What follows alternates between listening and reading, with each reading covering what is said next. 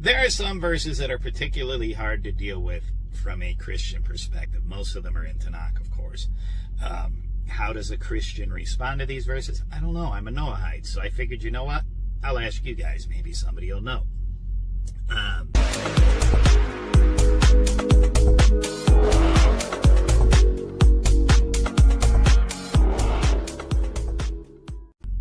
I'm Steve Perry. This is Biblical Anarchy. Today we're looking at Exodus chapter 4, verses 22 and 23. You ready? Here we go.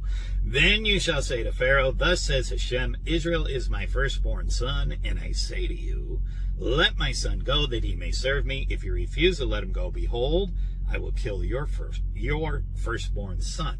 Now, we come over here to the Bible Knowledge Commentary, and they basically have nothing on it. Then God told Moses about his future ministry before Pharaoh. Moses would demonstrate God's power to Amenhotep, but God said it would be of no avail because he would harden Pharaoh's heart, so he would refuse to let the people of God go.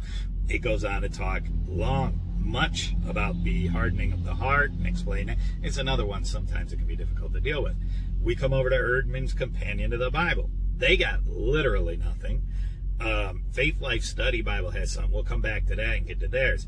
Now, in the commentary, critical and explanatory on the whole Bible, certainly they have something, right? How could they not? It's the whole Bible. But they go from 20 to 24. They got nothing.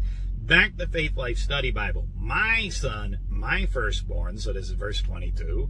Here a familial term expresses a relationship between Israel and Hashem. Since Hashem produced Israel miraculously through Abraham and Sarah, he is a father to the nation. Elsewhere, sonship language is used of divine beings, since God is their originator. One of those divine beings would be Jesus, correct? I mean, part of the Trinity. It's unusual to just refer to him as a divine being. From a Christian perspective, I get that. But your son, your firstborn, alludes to the 10th plague. This is really the problem here, folks. There's no if. God is calling Israel his firstborn son.